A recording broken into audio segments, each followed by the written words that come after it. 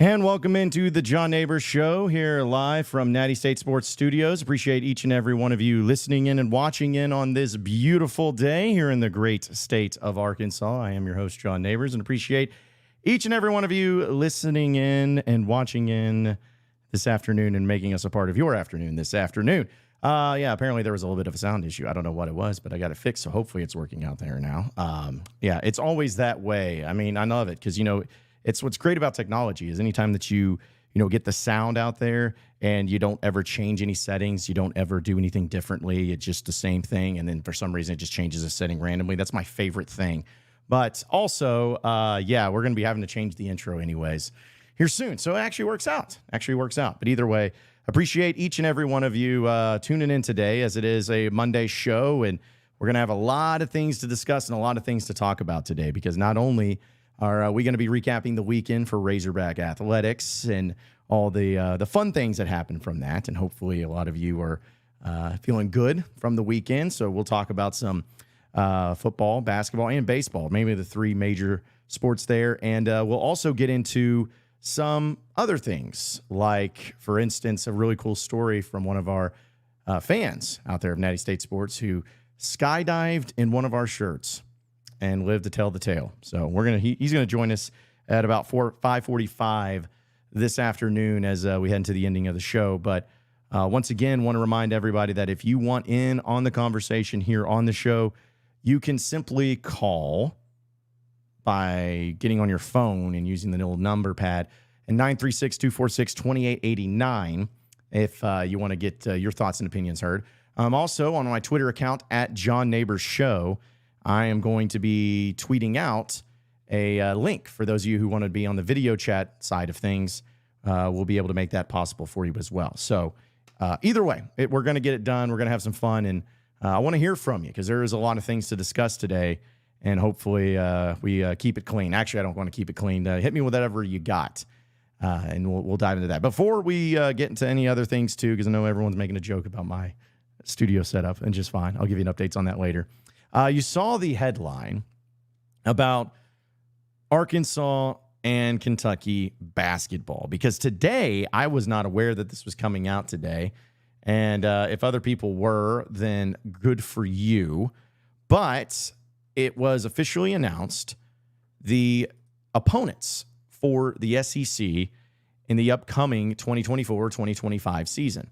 Now, this is not a a schedule as far as dates go or times go. It is simply an idea of who you're playing, how many times you're playing them, and where you're playing them. That's it. So when I saw the official email and I saw Scotty and the guys from Natty State get on there and talk about it, I was like, okay, all right, well, let's see. Okay, well, what we got going to go on? Who's Arkansas going to play this year? And I see the official announcement of it, and they listed out as far as home games go and then road games. So I'm like, okay, all right, let's see. All right, home games and road games. Who are the two teams they playing twice? I didn't care about anything else. Well, Texas A&M, LSU, and Missouri. The three teams that Arkansas has been set to play each and every year since really the expansion of the SEC and when they got rid of divisions, that's been it. And honestly, that's fine. Like, I get that that's how it's been, and nothing against those other teams too, but you feel like if you're trying to find wins in the SEC, having two games against Texas A&M, LSU, as well as Missouri, three teams that aren't exactly barn burners when it comes to the way that they are in basketball, it could have been a lot worse. So I'm like, okay, that's fine. That makes sense. But then I see that the other team that they've added with a home and road game has been Texas. Oh, okay. I guess that makes sense because, they really want to make Arkansas, Texas a thing in each and every sport, which I'm all in favor of, especially in football. Baseball for sure. And, they want to bring back that old rivalry between the two teams and have them play each other each and every time. And I'm thankful for that in some regards. But still, it's just fine. It's whatever. But then I keep looking. I search over it a few times. I do more than just a quick once over. I actually look at it about 3 or 4 times, the opponents, over and over and over again. And I'm struggling because it must have been a typo from the University of Arkansas and ArkansasRazorbacks.com that says Arkansas is only playing Kentucky once this year, and it's at Rupp Arena. Surely that's a typo. Has to be. Well, these things happen, right? So, they get the statements out, and maybe the U of A just, forgot. And maybe they accidentally put another team in there that's not supposed to be in there. Like, maybe that's it. I'll just go to the SEC website. I mean, they're official. I'll go to their official website, and then I'll see exactly who's playing who and get to the bottom of this. At Kentucky. That's it. At Kentucky. So you're telling me that with all of this is this John Calipari leaving Kentucky to come to Arkansas, all of that, only to have these two teams play once in Rupp Arena. Are y'all stupid? Surely you're not, because you guys make a lot of money, and I would like to think that you've done that by being smart.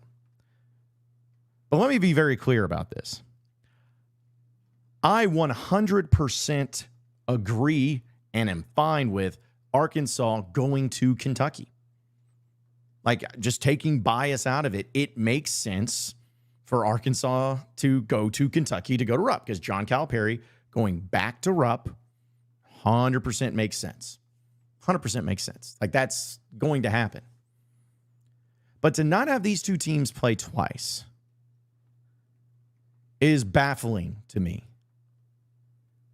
We know what the SEC is driven by, right? Money, ratings, all of that. That's what they're driven by, right? Right. And what drives, or what is able to provide the most amount of money? Any guesses? TV, television ratings, deals with ESPN. That's where all the big money, comes from. And so when you have a slam dunk, grand slam, however pun thing in sports you want to put on it, when you have that in front of you to basically say, hey, we have an opportunity to have 2 games against these 2 teams that without question are going to be the most anticipated, most watched games in the conference by far this season, and you don't do it. I'd like to know why. Like, I even tweeted this out. I was like, was this something that maybe like old Jerry, was working in the SEC office, time away, and, Bill comes in, hey, Jerry, we got to get that schedule going. I think that this would be really cool. I'm looking at the games and the teams and everything, and it looks like Arkansas and Kentucky, there's a lot of drama there. A lot of drama. Like, you imagine the entertainment value that would be? Wait, we should make these 2 teams play and go to Rupp. Maybe play twice even. Home and home. What do you think? No, absolutely needs to happen there, Bill. But here's the thing. We don't want too many people watching, though. So what we're going to do is we're only going to have the game once. Jerry, you're a genius. Like, I don't think I'm looking at this irrationally. I don't think I'm looking at this in a way of just my Razorback tinted glasses on. I mean, for crying out loud, even my buddy Bobby Regan, resident Kentucky basketball ball knower on Barstool Sports, which I know you all love, even he was saying, and even wrote an article about how stupid this is. I thought that the SEC was wanting to make money. I thought that that's what they were trying to do, was to make money. But now I'm looking at it as, is it simply they're just trying to, are they going with the rotation? Because I know it complicates things with Texas and Oklahoma being added. I 100% understand that. And it's difficult because you're trying to stick with 18 games. fine. Because what it looks like is that the previous years, whenever you've had 3 permanent home and home opponents each and every year, like with Arkansas being A&M, Missouri, and LSU, you only have really one other home and home. And Arkansas got Texas.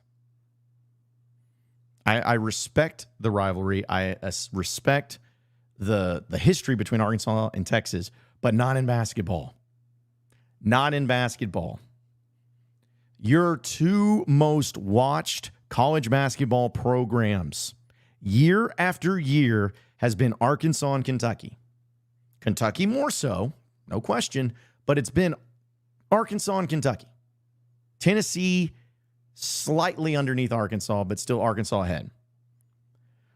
So knowing all of this, like what is your plan here? Like, what are you doing? This is the type of stuff where I look at the SEC and sometimes I feel like you just don't get it, do you? You think you do. You think you know drama. You think you know what's best. You think you know what's the right thing to do, and you don't get it. You have no idea what's going on. That's the only thing that I can really chalk this up to. And I know some people are saying in the chat that it was about Kentucky crying tears and saying, oh, no, we don't want to go there because we're afraid of Bud Walton and we're going to get beat. I sincerely doubt that Kentucky has that much pull, especially now that they don't have any guy like John Calipari. Like, they don't have the big brand that they once did in the overlord of the SEC, where it's Kentucky and then just a bunch of scrubs after them. Still the most watched program. I'm not going to deny that, but there's still so many other factors that have to go into it. I doubt Kentucky made a big deal about it. If they did, then it just shows that they're a bunch of pansies. But I still don't buy that. I don't buy that at all. I don't buy it at all. Because to me, I think a lot of Kentucky fans would like to go to Bud Walton Arena. I think it'd be great.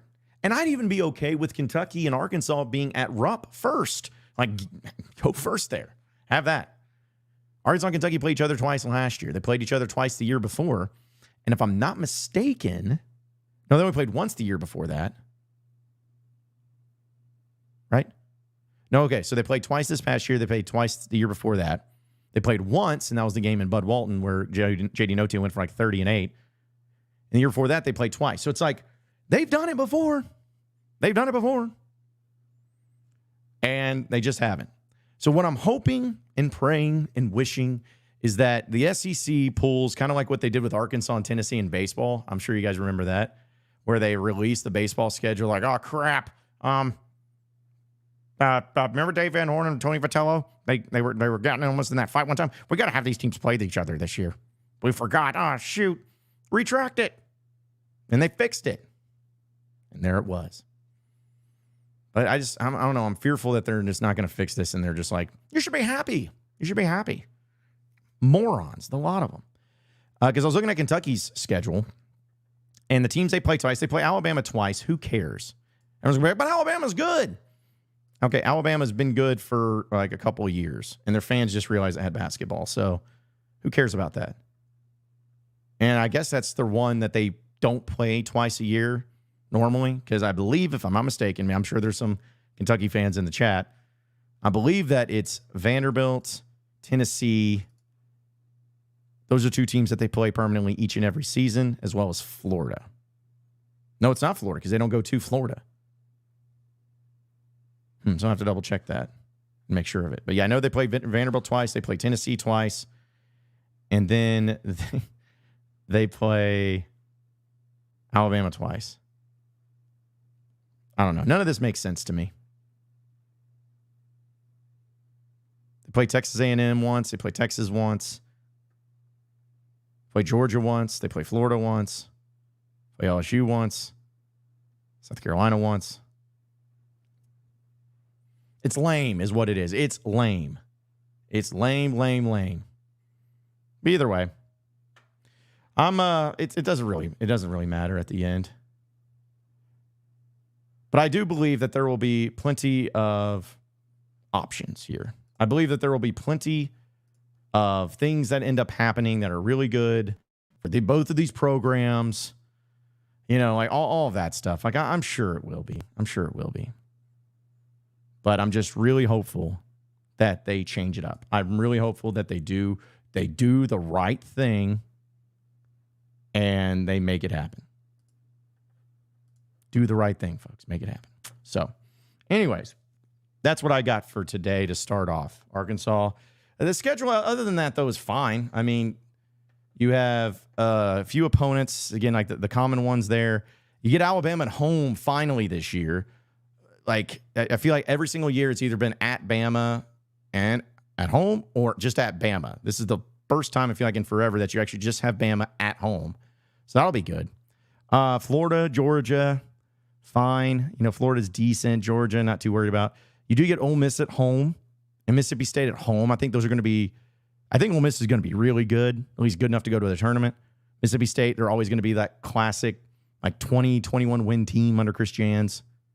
So that'll be decent. You get Oklahoma at home.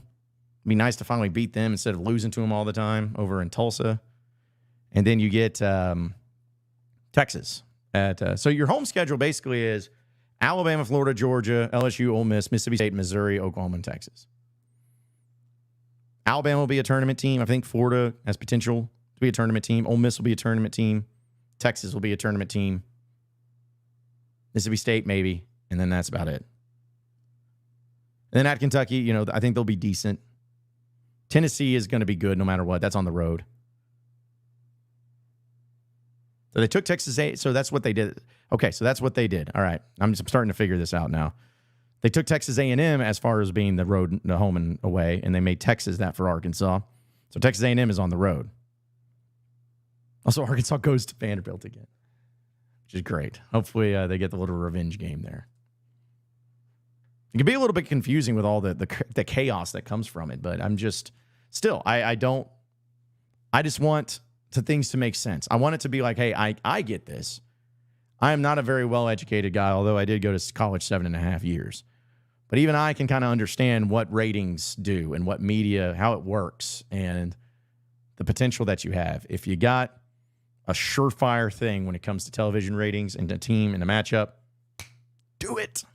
Don't hesitate. Just freaking do it. Pathetic and sad. That's how I feel about it. So, either way, we'll get over it, right? We'll get over it. We'll move on. It'll be fine. Who cares, really? It's just a schedule. John, why do you care so much? I care because I'm pissed. That's why I care about it. But yeah, so we're going to keep it moving. We're going to get to some of your phone calls, some of your chats here in just a second. But, folks, I want to tell you about one of our newest sponsors here on the John Nabors Show. Of course, it is L Jennings Law. So we get it for another weekend of SEC baseball, which we will talk about here in a little bit, this past weekend at least.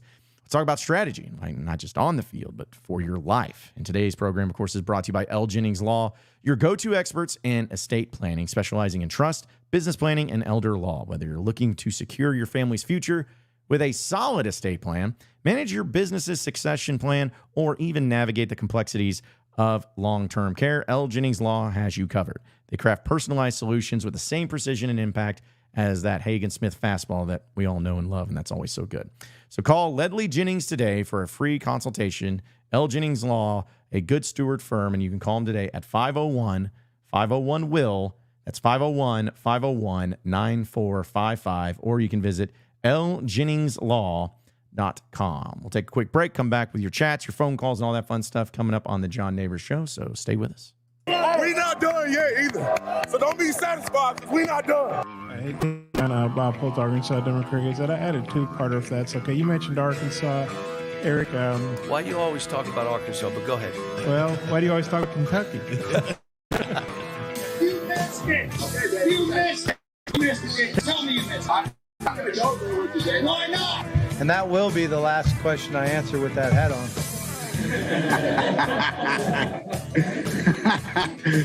Oh, shoot. That is why Arkansas is fantastic. Yes, sir. And I I didn't like the game, but I'm glad I was able to walk off the floor again and deep inside and have that funny feeling that, hey, one more time, Horns. best, guys. I know it's a tough time for you. The coach is gone, but you got a new coach now, and you got to listen to what he says. Okay, I know you're thinking, oh, who is this new guy? Where's the other guy that crashed the motorcycle? We like him better. He was cool or whatever. Forget about all that. Listen to the new coach and get out there and win some games. Oh, brother, this guy stinks. You guys act like it's... Pick it up a little bit. Okay? Get your chin up. Smile. Smile. Okay? Dang, you guys, all right? If not, I'm not talking. Big Red's so excited. Big Red. Oh. Guys, I've got just one thing I want to say to you. Touchdown, Arkansas! I was a teacher today. Told those boys, welcome to the SEC. Well, Fayetteville is 1,843 miles away, but the call of the Hogs can be heard all the way to San Francisco. Well, stick my dick in the mashed potato. Go Hogs. Powered by Arkansas, for Arkansas. Every time you put a mic in my face, I'm going to say Arkansas. The John Nabors Show is live from the Natty State Sports Studios.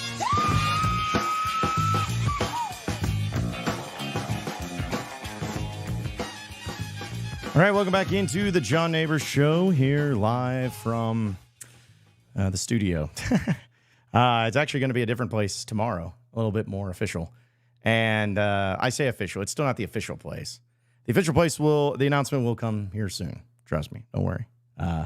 We're excited about it, and we're trying to do it the right way and trying to make it big. But I can't wait to announce. I want to see everyone's reaction to it, as it'll be a lot of fun. And I can't wait to have everybody be a part of it too, because as I've said before, it's going to be a studio to where people can come and interact, like in person, if they wanted to. Only so much, though. Only so much. Don't want it to have too much of an impact. But still, it's been a lot of fun to see the transition of it. And even though I've been doing this a long time as far as podcasting and radio shows and whatnot, it's fun to just... feel like I'm at a different spot every single time. That's the most fun part. But either way, appreciate all your patience with it, and we'll have an announcement here soon. At least I'm not looking like I'm in a prison or whatever y'all were saying I was. Jeez, y'all were so mean. All that. Let's see. A few people in the chat. I wanted to jump into that and get some of their thoughts and opinions, because I know we're going to talk some Razorback baseball here in a second. A lot of Razorback fans are agreeing with me. How about that? Razorback fans agreeing with me. That's how I know I'm in good company. You're talking about the problems with Arkansas and Kentucky and not having that game done twice. H fan, this looks like, I don't think he's went on before, but he says Arkansas and Kentucky is bigger than Duke, North Carolina this year. Normally I would not agree, but at least for this year, yes. 100%. It's going to be the most anticipated college basketball game of the season. And I don't think that that's even a question. Like it is going, and here's the thing. It sucks that it's not twice a year or twice this season. But if they do not have that game on a Saturday and prime time, the game in Rupp, then they have completely and totally lost all respect that I've had for him, and trust me, buddies, and I've given him a lot of respect. Let's see. Also,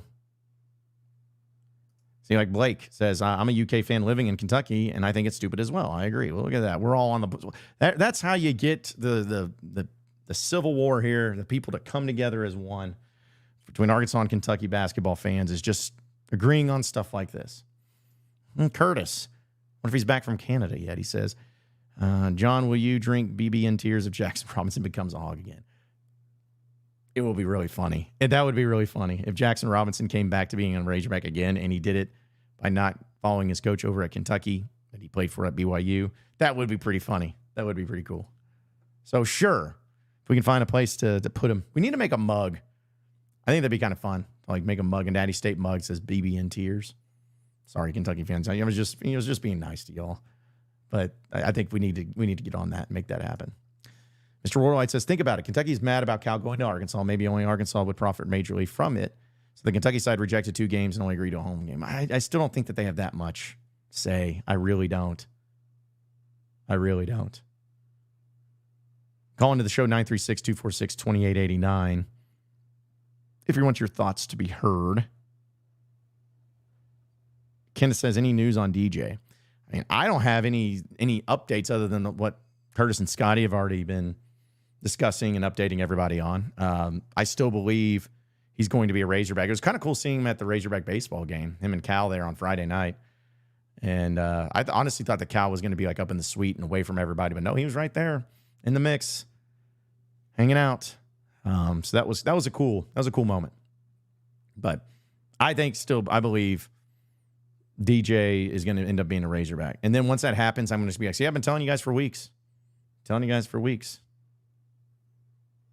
Wonder Bread says, honest, not to throw off the ship here, but this is honestly a nothing burger to me. Well, it is to me, dadgummit.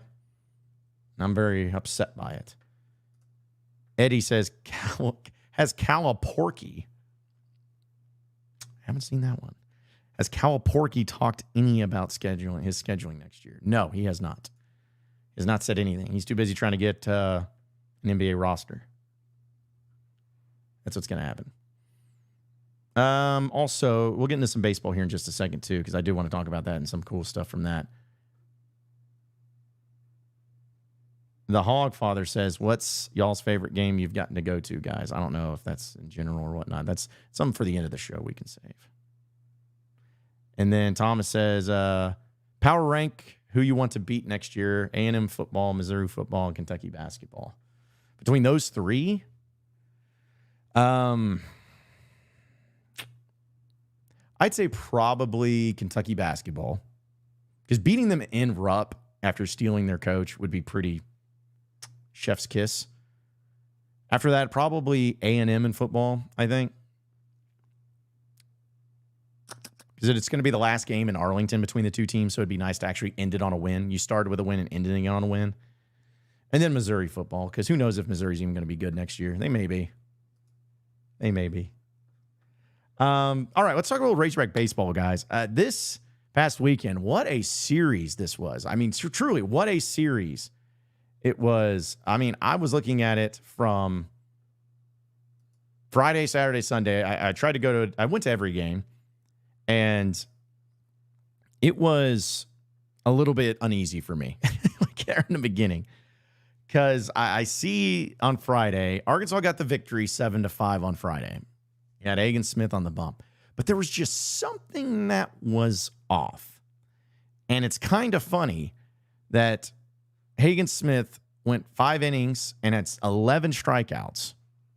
Another day in the office. Pitched 94 pitches. But he walked a lot of batters. It was really weird. And he gave up 3 earned runs. He walked 4 batters.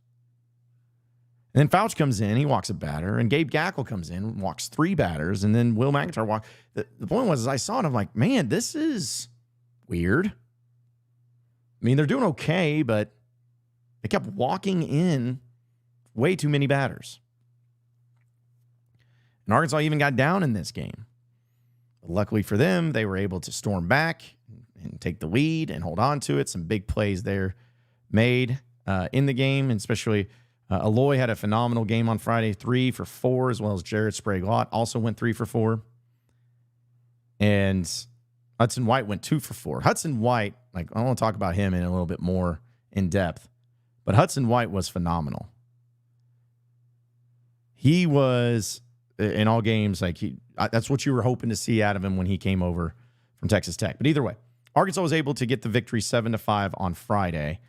And then Saturday happened. And I know it's tough to win games in the SEC. I know it's tough to go on a sweep in the SEC. I get it. But when it's uncharacteristic things that start happening as to why you're losing these games, that's when I get concerned, or at least get an uneasy feeling. And then in game 2, Arkansas lost 8-5. They were down 8-0 in this game. 8-0 in this game. And luckily for Arkansas, they at least made it interesting, but it still wasn't enough. Brady Tygart struggled. Struggled a lot. He comes in as a starter, had 54 pitches, gave up 3 hits, 4 earned runs, walked 5 batters with only 2 strikeouts. He gets pulled. Ben Bybee comes in. Gives up 3 hits, 4 runs, 2 of them earned, and walks 4 batters. So in your first 2 pitchers of the game, you walked 9 batters. Again, just can't have it. I liked what Parker Coyle came in and did. Gave up 3 hits. Had 3 strikeouts. Then you had Cooper Dossett come in for a little bit. Stone Hewlett come in for a little bit. Jake Flaherty come in a little bit. But that was pretty much it as far as those players. Like at the end of the game, they were just trying to get the offense going more so and save the pitching.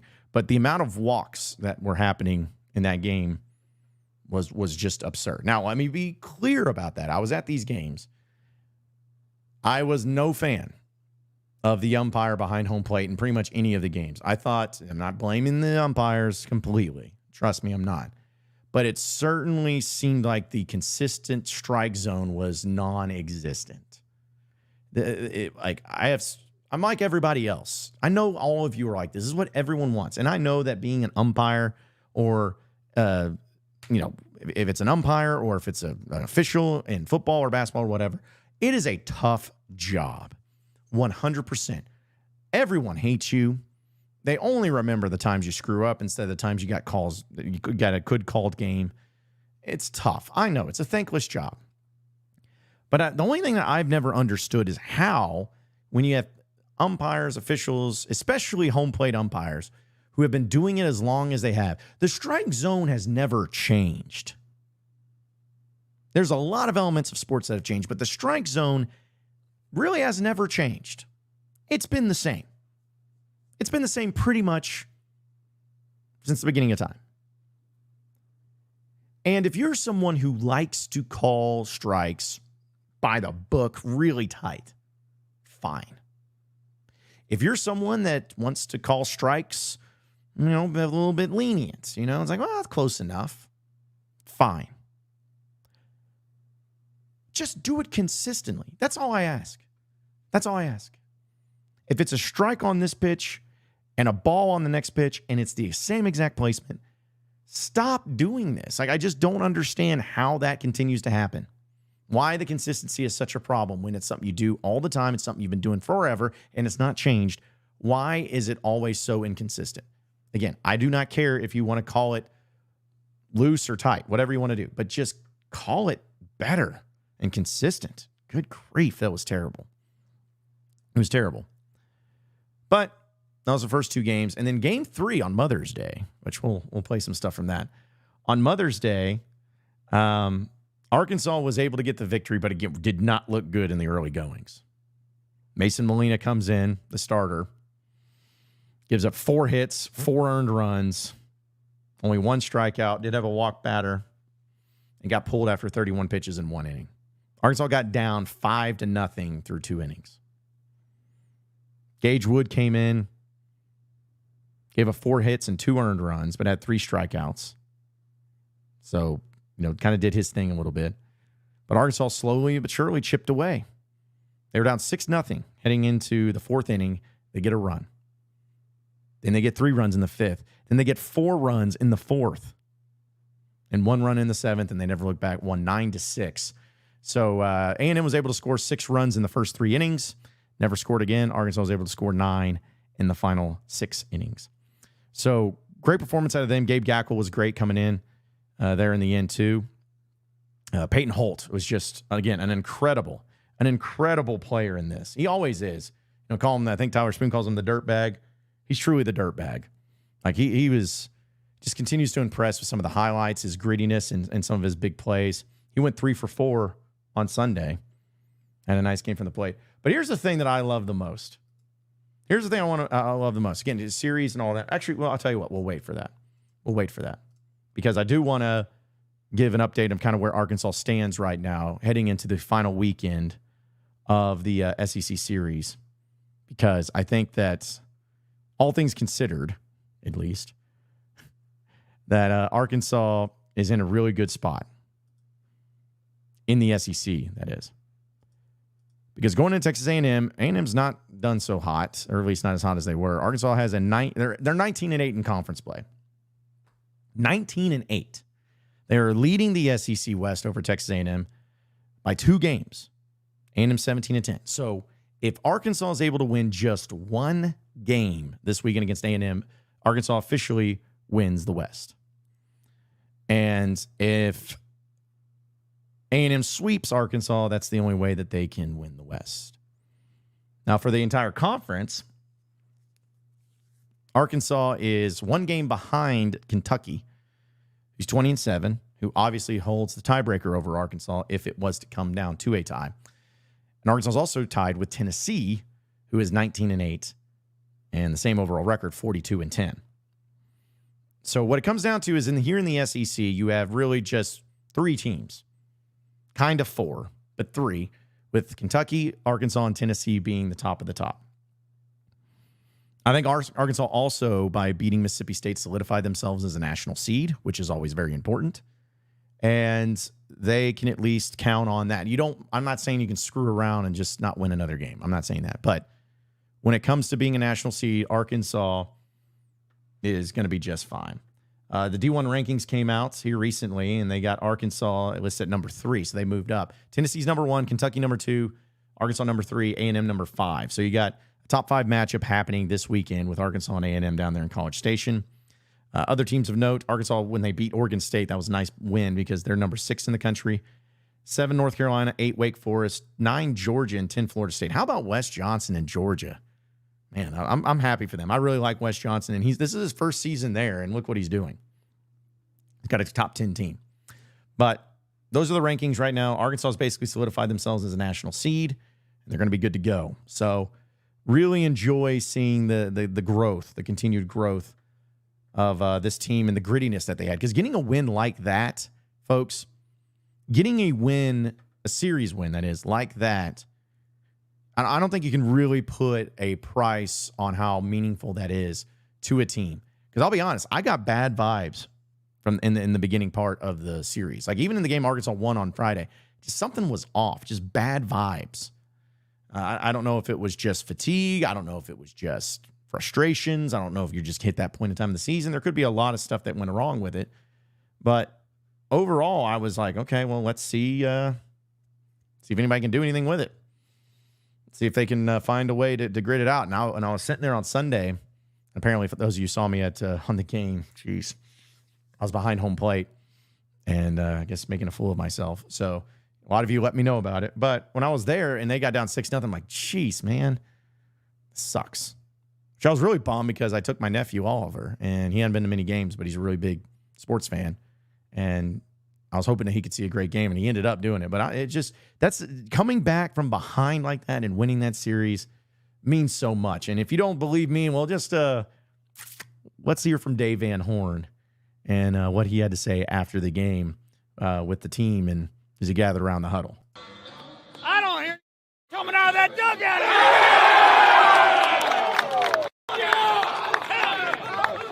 Hey, that is by far the best win of this season right there. Thank you very much. Happy Mother's Day. We'll see you tomorrow. 1, 2, 3, 1, 2, 3. How about that? How about that? Going out and dropping it and being very simple to the point. You call it the best win of the season, which I'm curious if those of you who are out there agree. Do you agree that's the best win of the season? You can get into the chat or you can call in at 936-246-2889. Or you can do the video chat too, because I've already tweeted that out. So just go find my tweet, and I tweeted that one out. But how cool was that to see Dave Van Horn that fired up? I think it was Jalen Battles, even Balls Battles. He even tweeted out, he's like, he loves him a good fired up Dave Van Horn. And I know it was bleeped out or at least muted there for what he had to say. But I think we could all understand what it was that he said. And he was talking about the Mississippi State dugout. Now, This is going to sound like a get off my lawn type thing, and we've dealt with this in baseball for a long time. Baseball programs are just different. Some programs like to do it the way like teams like Arkansas or North Carolina or Florida, where it's just go out and handle your business. Just go out and handle your business, play baseball, and that's it. And then there's other programs that have to have a lot of antics, a lot of craziness, a lot of wildness, a lot of celebrations and chirping and yelling and, doing dumb things like in celebrations and all that, which we've seen. We know like Ole Miss was one of those teams. Tennessee's been one of those teams. Louisville had a little element of that too. So, again, it's not uncommon to see it this way. But for Dave to go over is like, I don't hear from that dugout anymore. Folks, for those of you who were at the game and maybe you were around there, you could attest, they did not shut up. That Mississippi State dugout talked the entire time. And it wasn't necessarily like at an individual Arkansas player, at least not that I understood, but it was simply just chatter. There's chatter. It's just noises. And, if their bat was like, what? How do you even know what's happening? And then every time they hit a home run or had a run, they all ran out and then they did the boom all at once. And it's like, okay, cool. Good. That's celebratory. But you could tell that's like, because of that and because of other things too, Dave Van Horn, without doubt, is a very well-respected and phenomenal coach, one of the best that there is. And I could tell he was he was sick of that, and he hates that. And to shut somebody up like that, man, it's got to feel good. It's got to feel good if you're Dave Van Horn. But that was just absurd. And if it helps them win, or if it's, I guess I don't understand what the point of it is. And maybe this is just me not being a baseball knower. But like, I just don't understand what the point of that is. Like, seriously, what is the point of the chatter stuff?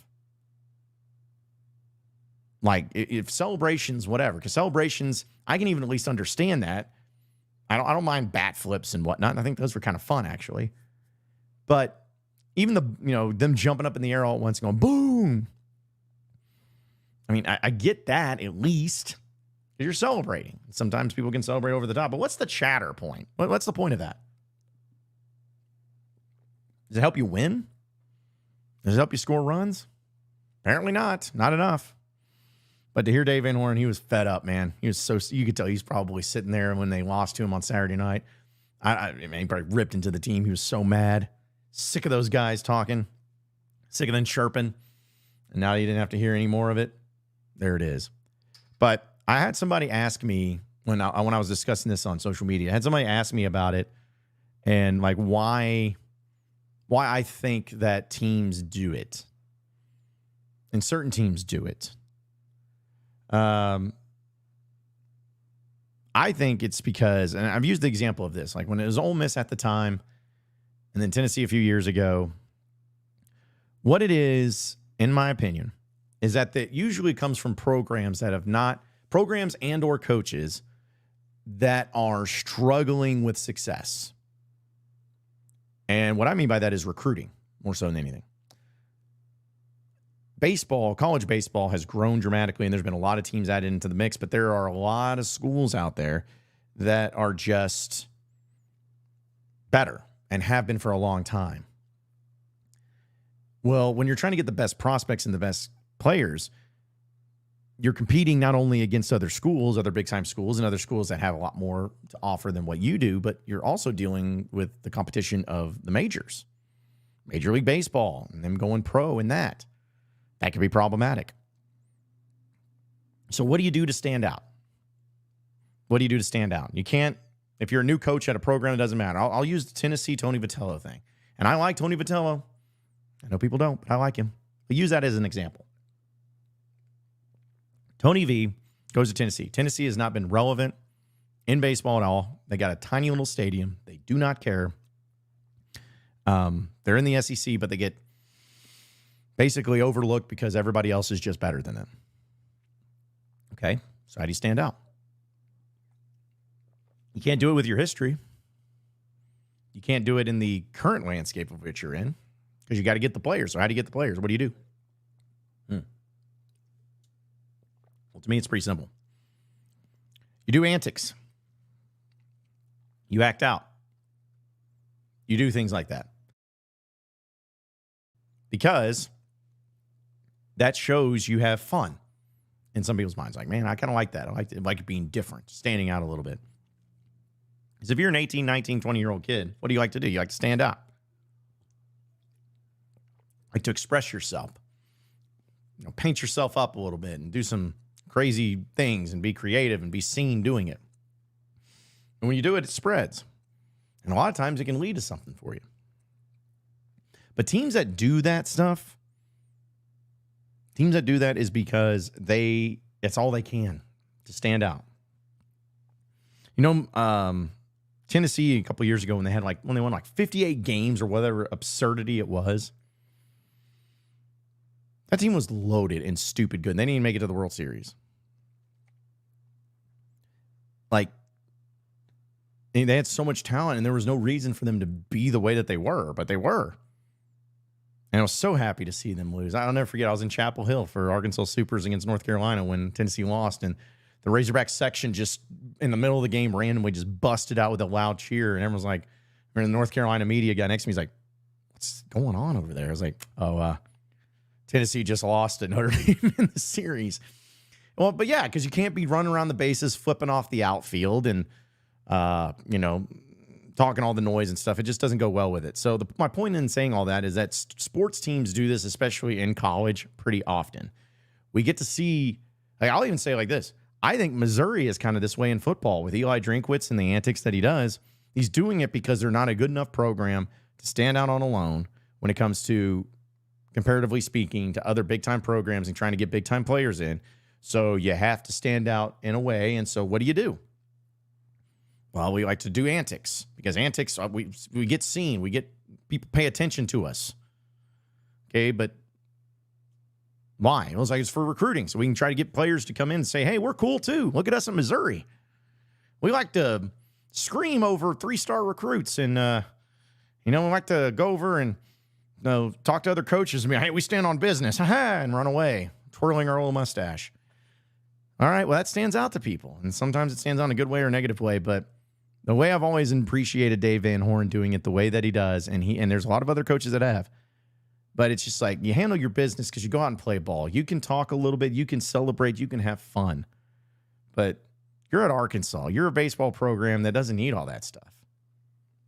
Like you don't. You truly don't. You get the best players in the country to come here. So that's really what it is all about. It's just that. So, and again, I'm not coming down on Mississippi State for any particular reason. I mean, if that's what they do, that's what they do. But,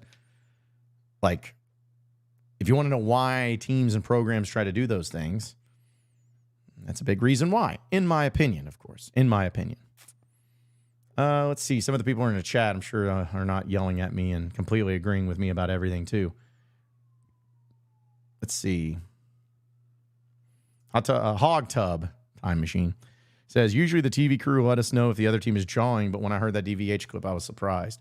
Yeah, I they would not shut up. And again, it wasn't necessarily directly at Arkansas. So I don't want anyone thinking that it was trash talk towards Arkansas like what Tennessee did or anything like that before.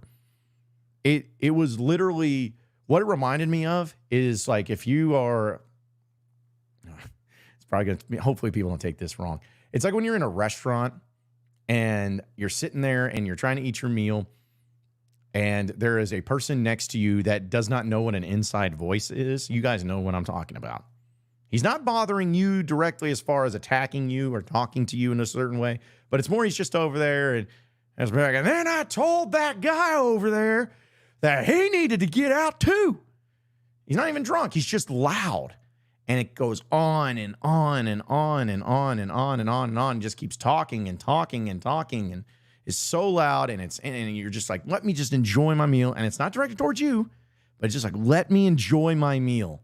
And then finally you get to a point where you're fed up and you just say, shut the bleep up. Shut up. Stop. Go away. You are ruining what I'm trying to accomplish, and you're really annoying. Please leave. That to me was more what it was like with Mississippi State. It wasn't necessarily anything terrible said about Arkansas or about the players or about their coach. It was just more like, shut up. Shut up. Stop. That's how I took it from. But it was cool to see Dave pretty fired up about that. Dalton Motorsport says, y'all didn't even ask Hunter or Sam anything currently in line at the Razorback Road Show in Jonesboro. Nice. I saw Cal Perry's going to be at the Hall in Little Rock, and I guess he's also making a stop in El Dorado. But, yeah, ask Hunter and Sam if they've heard of Natty State Sports and what they feel about it. And also their shirt size if they want a shirt. You do that for me, Dalton? Okay, thanks. Let me know.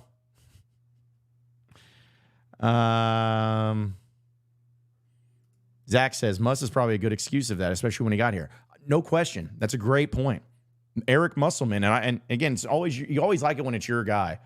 But, you know, when you get to a certain point when you're trying to beat out other places for coaches and players and stuff, Muss had to do that because Muss was really the only college coaching he had ever had high-level experience as a head coach was at Nevada. So he had to come in and make a splash. So I think that was a huge part of it. Absolutely. Absolutely. Mark says, even in high school baseball, you can tell if the coach has been successful by how the players handle themselves and not just being annoyed. Yeah, I mean, the players are all different. I mean, we've had Tyler Spoon on this show many times, and he's talked about like why he likes Dave doing that. And every player that plays for Dave likes that. And players, the only real players that really like the other way is the players that play for those coaches that do that thing. But yeah. Brandon has a great point here. He says, Kentucky dugout is pretty annoying with their stupid little dances every time someone gets a double and they do a chest bump to the dugout when they get 2 strikes on them. Prime example.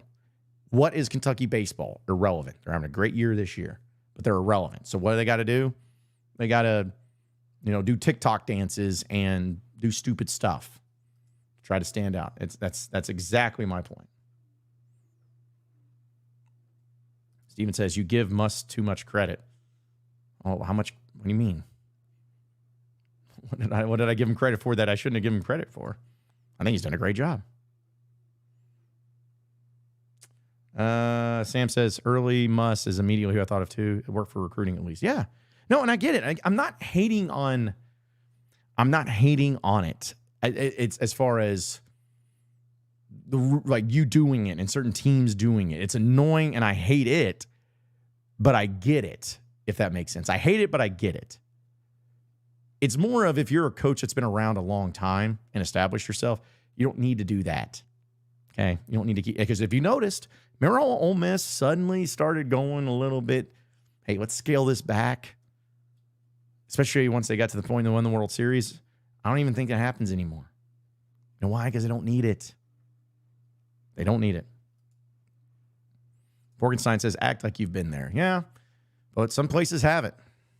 Some places have it. Because I'm going to be honest, if I was an 18, 19-year-old kid, that type of stuff would really allure me. It really would. Because I arrogantly would look at it as like, well, I can go anywhere because I'm a great player. Doesn't matter where I go, and I can beat a pro. Might as well have some fun while I'm at it. Mitchell says, where are you at today, brother John? Like the background got here late. I don't even know how to describe it. I'm in the place I'm doing my show. It works, but it's going to be different tomorrow, a little bit more set up. Again, if you're just joining late, won't have an official announcement until later this week about the new setup, which I can't wait to say it. But at least for tomorrow, too, it'll still be not a full-fledged permanent studio, but at least a nice upgrade into the studio. So Jason says, you think Dave will change up the rotation this week? If so, who do you think will start? That is the ultimate question, isn't it? I don't think so. I don't think he'll change it up. Because at this point in time, I don't think you need to change it up. But I think he will have a short leash with him. And you're still playing Hagen. I mean, I know we all know that. I know that's not who you're referring to. Like, you're going to have Hagen. And then you're going to have... I mean, I still think you got Tiger at Molina. I still think you go with those guys. Maybe flip them, though. Maybe get Molina on Saturday, kind of like what it was for a while until he got hurt, and then Tiger on Sunday. See what happens. You know, worth a shot, trying it up, mixing it up a little bit. Thomas says, John is in prison. He will go back to his cell after the show. Yeah, I just got out on good behavior. Bruce Pearl acted that way when he got to Auburn. Yep, and Tennessee. Same thing. Same thing. Is Curtis back from Canada yet? I don't know if he is. I think he is. He's probably loving syrup and was riding a moose. Hawk Solo says, I'm no Mississippi fan, but Ole Miss, Mississippi State both won titles in the past few years. Yeah, I know. What's your point? I guess you're saying that because of the antics they did it yesterday. But again, it goes back to your current place. And Mississippi State is not one of the teams that I was really referring to as being over the top. They just chatter. They're not ones that are getting in fights and their coaches getting ejected all the time and stuff. Like they're just chattering. So I don't refer to them as like, I was more about like the Tennessees, like when they were, or the Ole Misses, like they were. Those are the types of teams I was referring to. Yeah, the Savannah Banana, someone was like that. Savannah, okay, but that's their shtick. That's fine. And then Zach Religious says, do you think Wagner commits after your show? It's been too quiet. Hopefully that gets done, because I've been waiting for way too long for this. It needs to happen. But if it does happen, we know Curtis and Scotty will be going live on Pod at the Palace. Megan. Oh, yeah, Megan's from Canada, or at least she lives up there. Would not recommend riding a moose if I was Curtis. Yeah, hopefully he didn't. But I do hope he was dressed as a Mountie. All that. So, yeah, I forgot. Yeah, I think, with Curtis going to Canada, it looked like he had a good time. I think the beer was cold, which was important. So, you'll have to ask him once they do a Pod at the Palace there, too. We're going to take a break here, folks. And I know we got some other things we'll dive into. Again, if you want to get in on the conversation via the phone line, you can do so at 936-246-2889. That's 936-246-2889. But before we get into that, I want to tell you about one of our fun, great sponsors here on the John Nabors Show, as well as across Natty State Sports. It is BroThrow. And some of those of you who are not familiar with BroThrow, what BroThrow is really a great way of having fun with sports betting. And you go up against your friends. I mean, that's what it is. And I've been able to teeter around a little bit and see exactly what I haven't had too much success. I won my first bet, but didn't happen to happen the second bet. But just if you go over to BroThrow.com/natty, Natty, BroThrow.com/natty.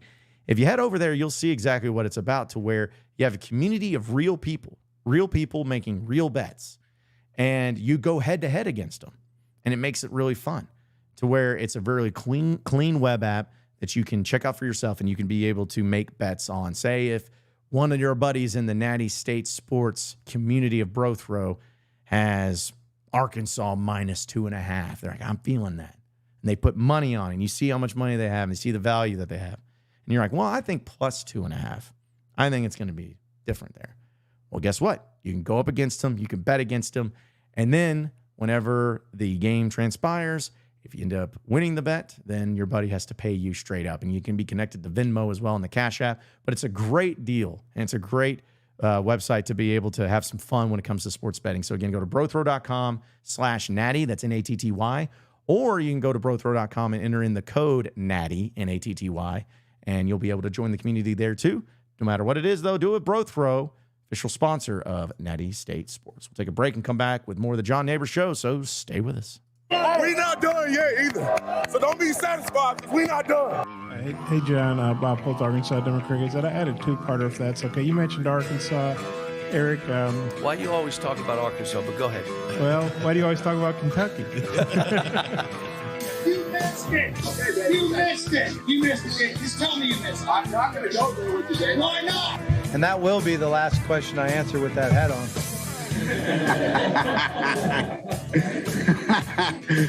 Oh, shoot. That is why Arkansas is fantastic. Yes, sir. You know, and I didn't like the game, but I'm glad I was able to walk off the floor again and deep inside and have that funny feeling that, hey, one more time, Horns. Best guys, I know it's a tough time for you. The coach is gone, but you got a new coach now, and you got to listen to what he says. Okay, I know you're thinking, oh, who is this new guy? Where's the other guy that crashed the motorcycle? We like him better. He was cool or whatever. Forget about all that.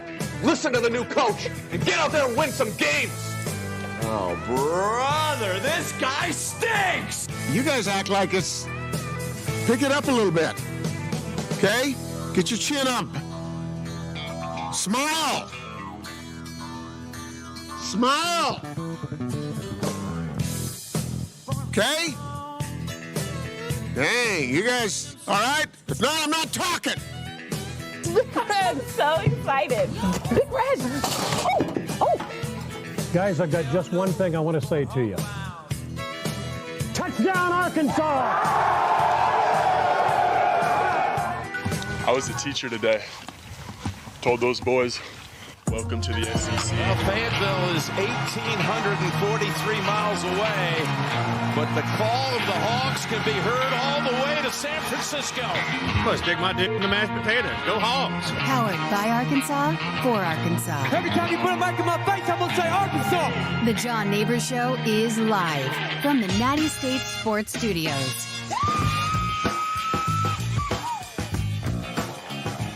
All right, welcome back into the John Nabors Show here live from Natty State Sports Studios. Appreciate everybody listening in and watching in on this beautiful day in the great state of Arkansas. And I know we're going to have some fun later in the show, too. We have a special guest of a man that skydived in a Natty State Sports shirt. Got to meet him a little bit at the Razorback baseball game yesterday, if you can believe it. So that was really cool to run into him. And Michael Nemesi, I hope I'm saying his name right, but he's going to be joining us, talk a little bit about his story and why I decided to skydive in a Natty State Sports shirt, which I saw two people wearing Natty State Sports shirts at the baseball game on Sunday, and one of them right behind home plate because it was actually sitting close to me.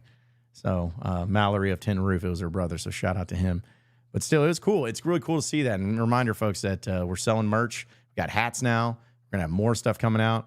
So just go to nattystatesports.com/shop, and you'll get to see all the merchandise that we have and support the cause. Support the cause. And also had people wondering about the super chats on YouTube, which we officially activated. So again, we're trying to get it to where we support or having people help support us, because I know we're doing great when it comes to, when as a business and advertising and everything, but as far as showing your appreciation, and who knows, maybe we can start. I don't want to call it the official NIL collective, but it could go towards that. So we always appreciate it, though. Always the people supporting us and wearing the shirts and helping us out there too. So it's always great. So I appreciate it. Let's see. We'll get to your Arkansas update here in just a second. But Tessero said, "Is that Tom Green?" Yes, it is. Yes, it is. Tom Green was on 40-29 for some random reason after Bobby Petrino wrecked his motorcycle, and that's what he had to say. So I always enjoyed that clip because I'm like, that is weird. I don't know why. And David also says, "Is that Harry Styles?" Yes, it is. Was Harry Styles. And the reason it being that he said that's why Arkansas is fantastic is because Arkansas, or the fans there of Harry Styles, called the Hogs. And he had never heard it before. And I wish I could play the whole clip, but he's just, "If I was to say, call the Hogs, what would happen?" And they did, and he was like scared and could not believe it. And then that's when he said, "Well, that is why Arkansas is fantastic." Good questions, though. I get it. Good questions. Jeremy says, "I'll put me down for it now, John. The football team is going to go 8-4 this regular season with wins over Texas, LSU, Missouri, and Ole Miss. Mark it." All right. Man, listen. I would love nothing more if you were right. I would love nothing more. But that's a tall order. To beat Texas, that's the toughest game on the schedule. I'd love it. I'd love it. So you think that with those 4 wins, that means they lose to A&M, Tennessee, Mississippi State, and Auburn? That doesn't make any sense. But hey, crazy stuff. I like the confidence. I appreciate the confidence. Sam says, wait, that's actually Tom Green. Yes, it's actually Tom Green from the Tom Green Show. Okay, thank you, Thomas. It says Tom Green was promoting his show at the UARC Bowl, ended up taking too many shots with him afterwards. Well, okay. Flex, hanging out with Tom Green over there. I remember watching his show as a kid on MTV and be like, this guy's wild. It's like bringing a cow into a grocery store and like putting his mouth on the udder. Things people did for attention back then. Luckily, nobody does that type of stuff anymore. Anyways, 936-246-2889 is the number to call in if y'all want in on the conversation. But before we do that, it is time officially for your Arkansas update presented by Davis & Garrett Insurance, your independent auto owners insurance agency, securing what matters the most. And for your Arkansas update, Razorback baseball takes care of business in their 3-game series against Mississippi State. They are able to take care of the game 1 and game 3 in the rubber match, and now has in sole possession of the lead in the SEC West. Arkansas is 19-8. How crazy is that going to be? That they just win 1 game in A&M. They're going to have 20 wins. 20 wins in the SEC. People don't understand how difficult that is. 21 wins, though, is what I'm going for. But Arkansas's got 19-8. A&M's at 17-10. Mississippi State's 15-12. And after that, Bama 12-15, Ole Miss 11-16, 10-17 for LSU. Whew, what a year! And then Auburn 6-21, 6-21. Bad. They're the worst team in the SEC. And then in the East, Kentucky 20-7, Tennessee 19-8, Georgia 16-11, and then after that, South Carolina 13-14, Vanderbilt's 12-15, Florida is 11-16, and then Missouri 8-19. So again, kind of. Which probably means like one of these random teams like Vanderbilt will win it at 12-15 conference play. Something stupid like that. That's just what happens. So, but also Arkansas's basketball schedule was officially put out. Well, the opponents in the SEC were put out as far as who they're playing and where they're playing them. And as is the title of this stream, it's BS that Arkansas and Kentucky only play once and it's in Rupp. That is terrible. That is terrible. Yeah. Almost as terrible as my spelling on this tweet, apparently I had. That's the thing. Sometimes when you got to do things like this, like you're doing it all at the same time, you kind of lose out on doing like spell check. But yeah, it was really bad. I said imminent. I thought that's like it had the little underline thing where it's like, hey, you spelled this wrong. And so I right-clicked it, and it was like, this is the way. I was like, well, I don't think that's right, but I'll go with it. So I did, and it was wrong. So thank you for everyone for letting me know. As always, they're always on top of it. I didn't go to school for spelling. You know? I didn't do that. But thank you all for letting me know. But yeah, Arkansas basketball gets their schedule. Kentucky's only once, but they do play Texas twice, as well as Missouri twice and A&M once, and then LSU twice. So should be a good schedule regardless. But I can't wait to see what they have happened for them. I think it's been pretty crazy too of how many people who have been watching Arkansas in basketball over the past few years and some of the great games they've had and great matchups. Just thinking about how the schedule has been so strange. Like, a couple of years ago, Arkansas really benefited. The J.D. Notte year, that was a great SEC schedule that they benefited from because they had Tennessee once at home, Auburn once at home, and Kentucky once at home, and they won all those games. And that was it. Like, they went on the road to Bama. Arkansas should have won that. They got screwed. No, they played Tennessee twice that year. That's right, because they ended the season. They should have beaten Tennessee. Or if they would have beaten Tennessee, they would have been in contention for the SEC regular season title. But they didn't. So the point is, sometimes you get your schedule benefits, sometimes you don't. But this year's not too bad. Other than the Kentucky angle, I actually do like it. I actually do like it.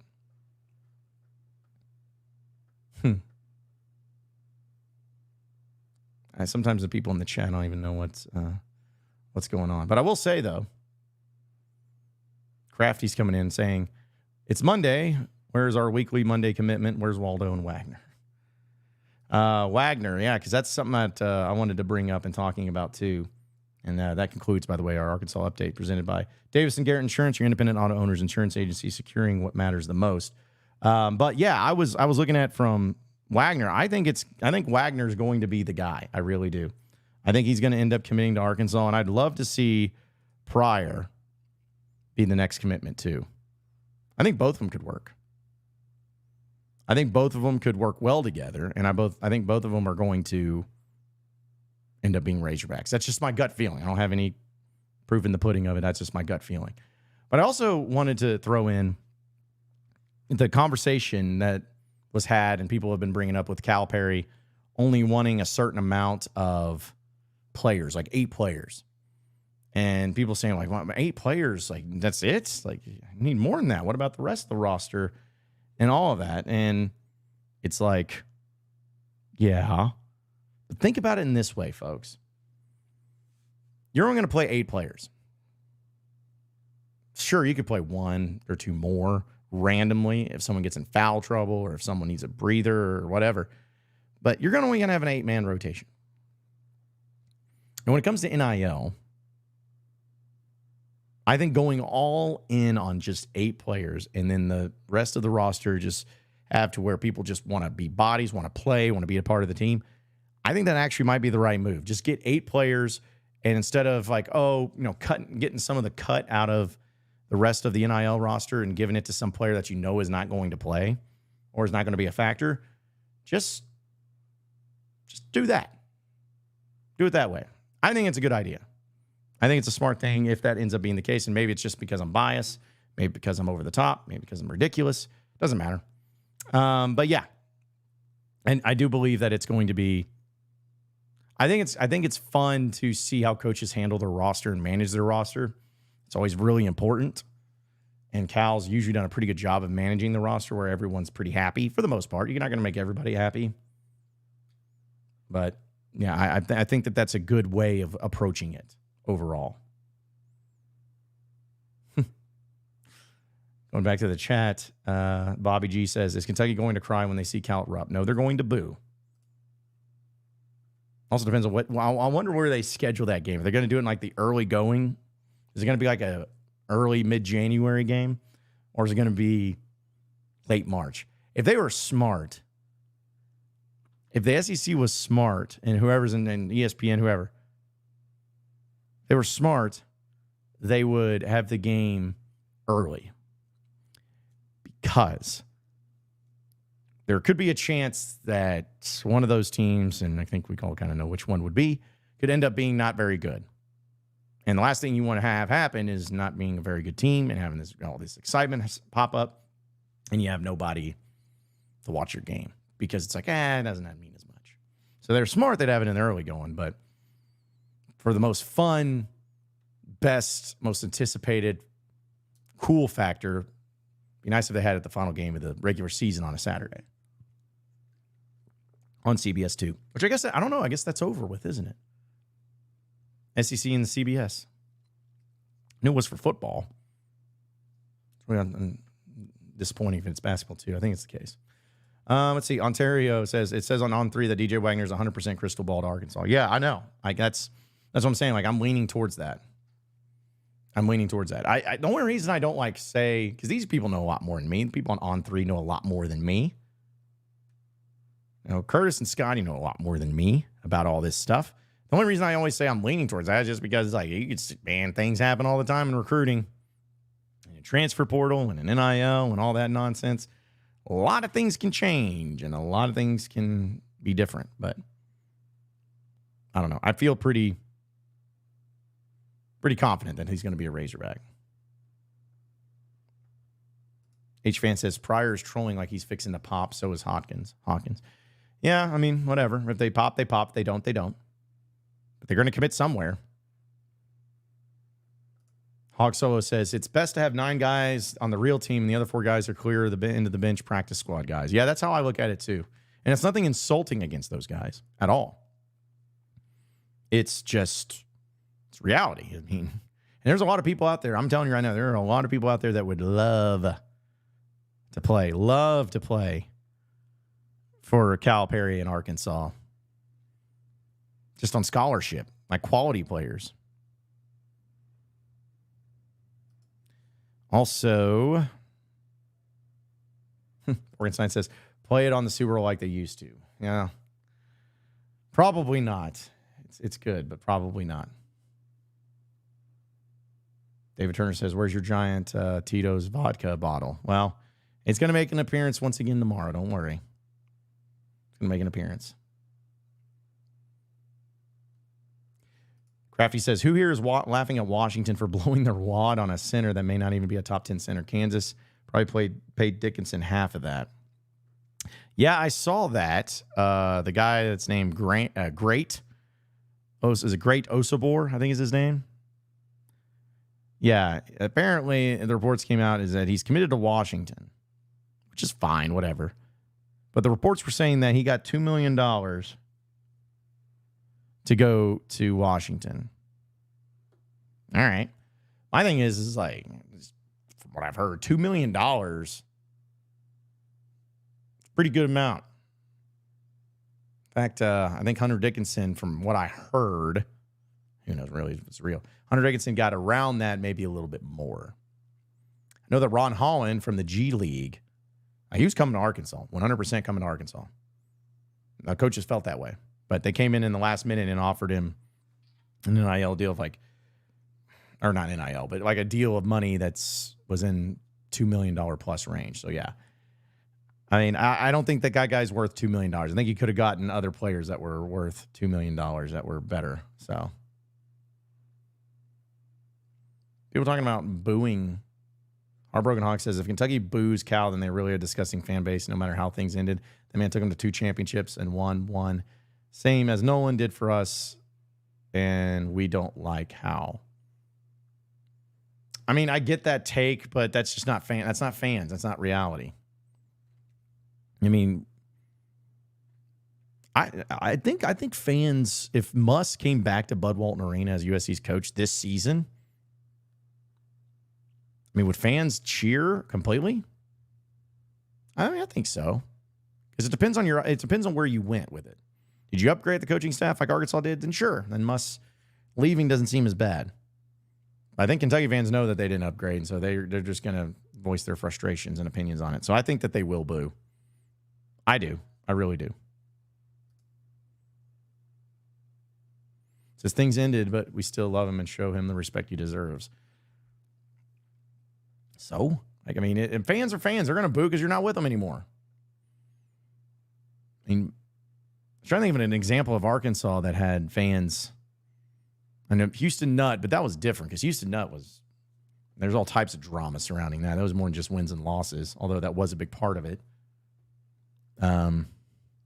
Pelfrey, actually, when he came back as an assistant coach at Florida under Billy Donovan, I think Razorback fans gave him a standing ovation, like when he walked down the court, or at least was very appreciative. Mike Anderson came back for the unveiling of Nolan Richardson Court, and he got a resounding applause, which was really cool. So I don't know, maybe Hog fans are the ones that are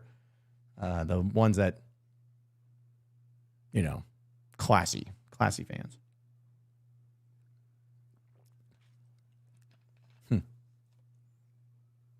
David said Eddie Sutton. Did Eddie Sutton ever come back did he come back to Barnhill at Kentucky? I don't think he did.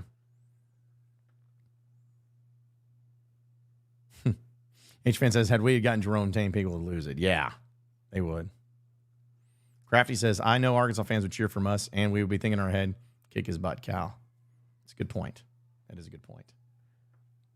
I'd be excited about it. I mean, yeah, they had this is a great one too. Dan says they had neck braces for Bobby Petrino. Yeah, but that was done in love. I think that was truly done in love. Because, I mean, how do you not love the Bobby Petrino deal? And it wasn't in mean spirit. It was just too good to pass up. Way too good to pass up. They had to get that done. They had to make that happen. Had to. All right. We're going to take another break too, folks. Again, if you want to get in on the conversation, 936-246-2889 is the phone number to call in. His phone lines are open. And also, if you want to get on the video chat, I tweeted out the link at John Nabors' show. just go to that link on Stream. It's called StreamYard. Just get on that link and I'll let you in. Hopefully, I'm sure it'll go really well. But we'll do that. And we'll keep it moving. And once again, we're going to have a special guest of the guy who skydived in the Natty State sports shirt and his story. I think it's going to be pretty cool. So we'll talk to him here in just a little bit too. But I got to tell you about our friends over at Signature Bank, the official bank of Natty State Sports. We know that finances are always very important when it comes to banking. Well, there's other things that are important too. Again, when it comes to our banking, we want to be banking with people that we trust and people that are actually personally invested into us. We also want people that are business minded. So that way, when we go in there, we don't feel like we're doing business with people and having something so important with a bunch of yahoos that have no idea what they're doing. We also want people that want to be community focused with us, that feels like they're a part of it here, not just some big bank outside the state that never been here, don't know what we do, don't know who we are. We want right-sized. We want forward thinking. We want a lot of things with our banks, but that's what Signature Bank does for you. They're privately held. They're a boutique bank that is redefining the banking experience of our region. They blend the warmth and familiarity of a community bank with the sophistication of a commercial bank, as well as the expertise of a private bank to deliver unmatched levels of service. So if you haven't done your research, do it now and do your banking with Signature Bank. You can find out more information by going over to signature.bank. That's www.signature.bank.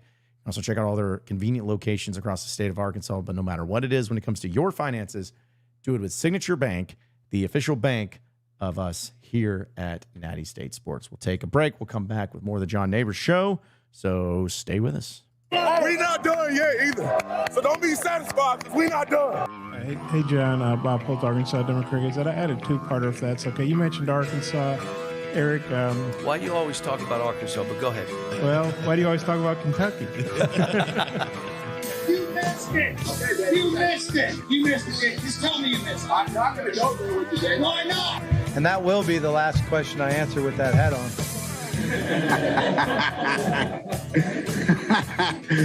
Oh, shoot. That is why Arkansas is fantastic.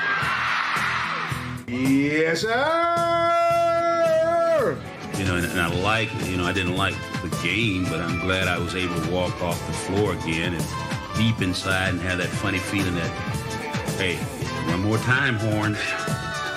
Best guys, I know it's a tough time for you.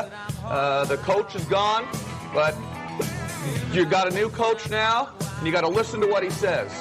Okay, I know you're thinking, oh, who is this new guy? Where's the other guy that crashed the motorcycle? We like him better. He was cool or whatever.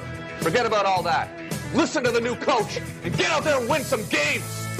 Oh, brother, this guy stinks. You guys act like it's... Pick it up a little bit. Okay? Get your chin up. Smile. Smile. Okay? Dang, you guys, all right? If not, I'm not talking. Big Red, so excited. Big Red. Oh. Guys, I've got just one thing I want to say to you. Touchdown, Arkansas! I was a teacher today. Told those boys, welcome to the SEC. Well, Fayetteville is 1,843 miles away, but the call of the Hogs can be heard all the way to San Francisco. Well, stick my dick in the mashed potatoes. Go Hogs. Powered by Arkansas, for Arkansas. Every time you put a mic in my face, I'm going to say Arkansas. The John Nabors Show is live from the Natty State Sports Studios.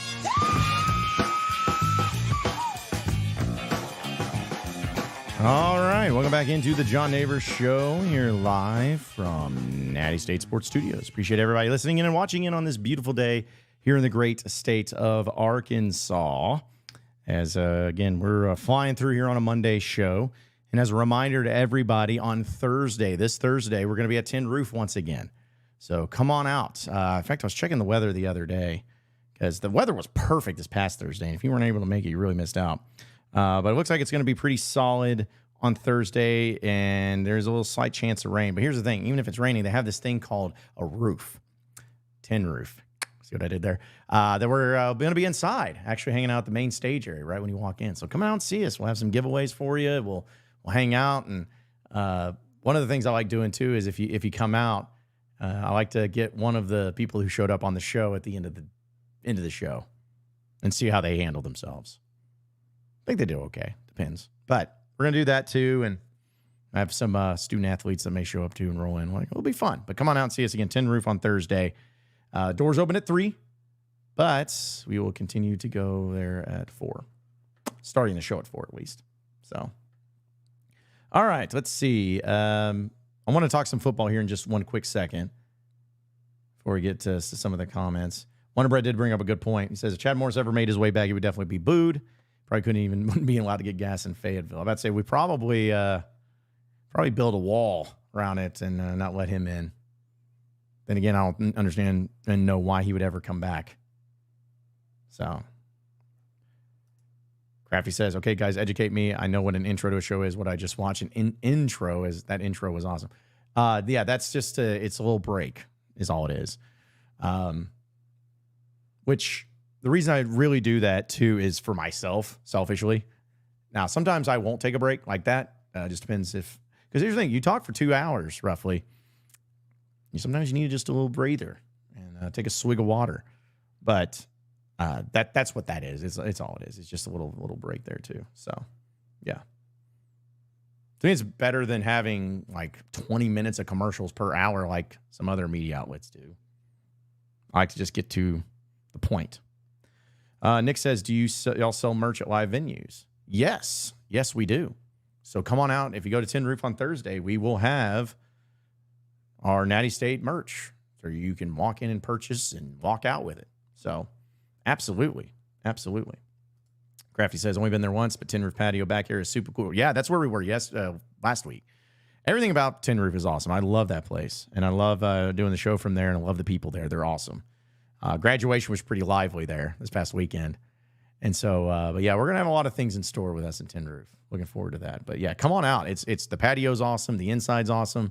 The live music is incredible. I mean, they have really talented people that come in there. So yeah, pull up. We'll make it happen. All right. So people are really mean. I tweeted this out because I wanted to talk a little bit of football with all of you. Because depend on Vegas and what line that you look at and whatnot. It's always interesting to see where the SEC teams get put on. But I saw that Arkansas football was slated at 5 wins. The over-under was set at 5 wins for this upcoming regular season. And I was a little, I won't say surprised, because again, everyone's different, but to not be at 5.5, that's huge. That's huge. If it was at 5.5, I think it makes a lot more sense for people to be suspect on it. Like, oh, I don't know about this. But when it's set at 5, folks, I'm still betting the over. And I know a lot of you are going to look at me like I'm crazy and make fun of me and say you're a moron. Maybe that's for different reasons. But like, honestly, I think that this team is going to go to a bowl game this next year. I do. I think it's going to be a rejuvenated team that's a lot more disciplined. That's a lot more bought in. I think the coaching staff has improved overall. It's not to say it's going to be perfect, not to say it's going to be a 10-win season at all. But I believe this team's going to go to a bowl game. I think that there will be 6 wins on the schedule. I mean, shoot, folks, they won 4 last year, right? They were this close to winning like 7, 8. And that's kind of been the thing about Sam Pittman. Last year, you were this close to beating LSU. You were this close to beating Ole Miss. You were this close to beating Alabama. You were this close to beating BYU. I'm not saying that you would win all 4 of those games, but my goodness. Like, you're that close to all those games. And Mississippi State, jeez. Right. Those were 5 games that you lost by 1 possession. 1 possession. Just win 3 of those. It's 7 wins from last season, and it changes everything. So you're right there. You're really close. And even at the end of the season, when they got blown up by Auburn and Missouri, I think that was not just necessarily as an indication of the teams that were just that much better or Arkansas being that bad. I just think that they all was just like, all right, screw this, we're done. I think a lot of the offensive players, especially some of the captains, I think that they mailed it in. I think that a lot of the problems, they just said, we're not going to do this. We're not going to play. Like, whatever. End up being a deal. So, I don't know. I just think I think they're going to make a bowl game. I think the addition of Bobby Petrino is going to be huge. And that's going to be making a huge difference here, too. So, yeah. I think it's going to go over. And even with that, too, imagine what that'll feel like to just go, or at least how weird it'll be to go with Sam Pittman improving on his season. Because I still believe that he retires after the season's over, especially if it's a good one. Go out on a better note, out on top. He ends up going out on Lake Hamilton and just chilling, living his life, and we appreciate him for it, like love him for it, and wish him nothing but the best if that happens. But say if it doesn't. Like say if Arkansas goes 7-6 this year, they go 6-6 and then wins a bowl game at 7-6. Like, what are you going to feel like? How are you going to feel? Is it going to make you suddenly boosted and pumped about Sam Pittman in the future? Maybe it depends on how you go 6-6. Or are you just going to feel the same? And maybe that's why Pittman feels the way that he does. Maybe that's why he'll just call it an end. He's like, you know what? I'm never going to be able, barring some like national championship run, because he's heading into his 5th year in this day and age in college football, especially. That's a lot. That's a long time. But I think he's probably just like, you know what? I'll just go out on my note, go out on a higher note, and then move on. And then after that, we'll see what happens. But I still think a bowl game is going to happen. I truly do. I think his team's good enough. I think the schedule's set up enough. I think that they can do it. Heartbroken Hawk says they got Vegas at 5-7. Yeah. I mean, I get it. I still think it'll be better. I had Arkansas, 5.5 wins, 6.5 wins last year? Went the under. Dan says, I'm worried about the defense. Yeah, I mean, I'm worried about the linebackers more so. D-line will be solid. Secondary will be solid, but linebacker, I mean, I don't know. Wonder Bread also says, yeah, the issue is how much better all these teams have gotten. When you look at the schedule, it's hard to see where the wins come from. We should be thrilled just to go to a bowl game this year. Well, no, I agree, but like, there's still the uncertainty of an Oklahoma State, for instance. Like, how good are they going to be? I don't know. Are they going to be better than last year? I don't know. What about A&M with Mike Elko? Are they going to be great? I don't know. What about Jeff Lebby, Mississippi State? Are they going to be great? I don't know. I mean, that's the thing is, like, I don't know. And Arkansas's done a really good job against, like, Ole Miss and Lane Kiffin at home, so who knows what that looks like. Arkansas's played LSU really tight and really close. 3 straight games now? 3 straight years? Maybe 4? The games ended in a 3-point margin. So, yeah, I mean, I get what you're saying, but I don't know of how many teams are going to be improved upon what they were last year. Like Texas is going to be really good, 100%, but they were the number 4 team in the country last year, got to the playoff. Are they going to be even better next year? I think they're supposed to be. They should be, but will they? I don't know. 13, I don't know what it says. It says, have you announced where the new studio is moving yet? No, I have not. Man, come on. Like, I'm not calling you out, but I'm just saying everyone's going to know where the studio, when the announcement's going to be had, because I'm going to be obnoxious and annoying of how it's going to be everywhere. Trust me. Everybody will know once it's announced. Everybody will know. Braden says, honestly, I think regardless of record, Pittman's gone below 6 wins, fired for performance. More than 6 wins. Let go for a coach that NIL boosters want more. Yeah, I mean, that's kind of where I'm at, too. Her Broken Hog says, I believe in Travis Williams. He's a highly coveted coach. We're lucky to have him back this season. Now, I will say this about Travis Williams. I like Travis Williams. I really do. And I am not poo-pooing that at all. It just is a little bit weird and concerning to me that every linebacker that was on last year's team left. Like, except for Spence. Everyone left. And he's a linebacker coach. That is the only concerning thing to me. And I hope it's just, overblown, not really that big of a deal. I really do, but it's a little worrisome. He also says he fixed that defense up after it was the worst in the SEC, and he's going to find a way to keep us afloat. Again, yeah, I agree. He is he's a guy that made the defense actually solid last year. They went from being one of the worst defenses, at least in the passing game, to serviceable, which is important.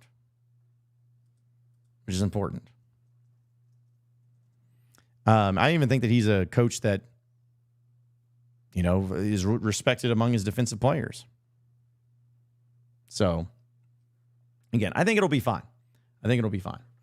But we can all have our concerns, we can all have our things. I still really like what Arkansas is going to be have happen. And you got games next year too that you really it'd be nice to win. It'd be really nice to win. Hopefully they change that too. But got a long season ahead of us. It's amazing. It's absolutely amazing. So we'll talk more about that though as time goes on. We'll do some football. We'll have some guests on this week too. Talk about football too. But I got to tell you folks, before we take our final break, our friends over at Alumni Hall, for those of you who saw that sweet shirt I was wearing, right, at the Razorback baseball game in front row, which somebody asked, yes, that was me because I'm that guy. But anyways, it was a great shirt, and I got it over at Alumni Hall. And if you go to nattystatesports.com/Alumni Hall, you'll be able to see their entire catalog of all different Razorback apparel. And not just for men, but for women, for kids, even pets. And they got fine stuff, nice stuff, good stuff.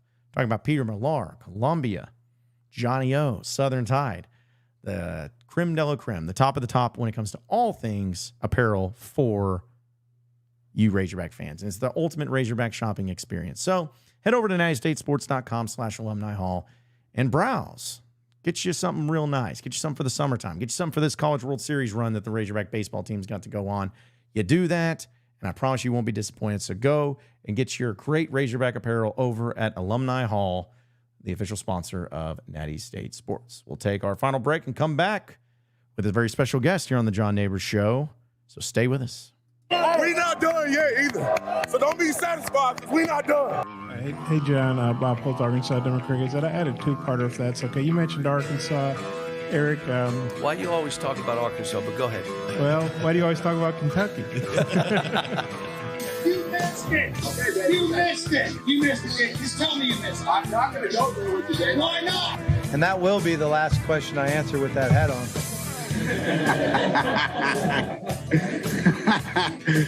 Oh, shoot. That is why Arkansas is fantastic.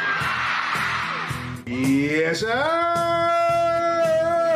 And I didn't like the game, but I'm glad I was able to walk off the floor again and deep inside and have that funny feeling that, hey, one more time, Horns. Best guys, I know it's a tough time for you. The coach is gone, but you got a new coach now, and you got to listen to what he says. Okay, I know you're thinking, oh, who is this new guy? Where's the other guy that crashed the motorcycle? We like him better. He was cool or whatever. Forget about all that. Listen to the new coach and get out there and win some games. Oh, brother, this guy stinks. You guys act like it's... Pick it up a little bit. Okay? Get your chin up. Smile. Smile. Okay? Dang, you guys, all right? If not, I'm not talking. Big Red, so excited. Big Red. Oh. Guys, I've got just one thing I want to say to you. Touchdown, Arkansas! I was a teacher today. Told those boys, welcome to the SEC. Well, Fayetteville is 1,843 miles away, but the call of the Hogs can be heard all the way to San Francisco. Well, stick my dick in the mashed potatoes. Go Hogs. Powered by Arkansas, for Arkansas. Every time you put a mic in my face, I'm going to say Arkansas. The John Nabors Show is live from the Natty State Sports Studios.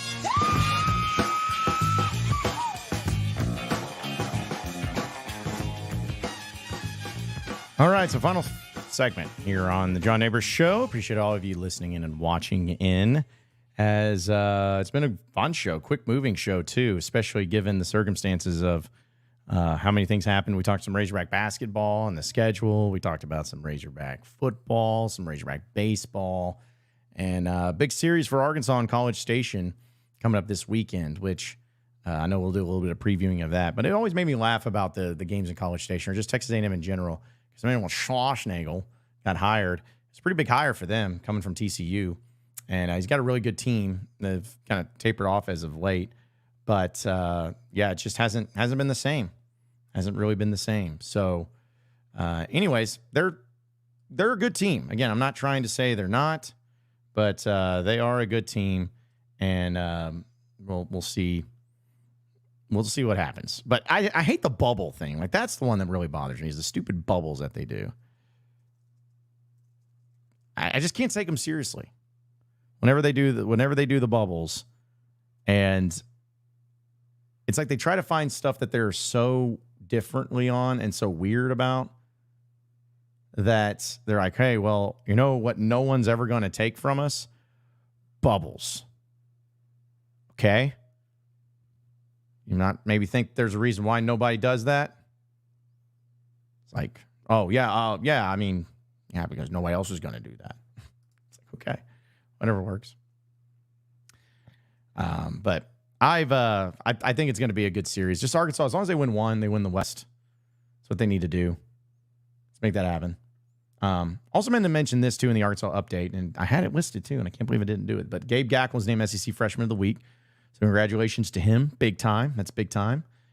Also, shout out to the track team. You know, it's funny. I just feel like it's another day at the office. The Razorbacks claim their 4th straight SEC outdoor title. Good.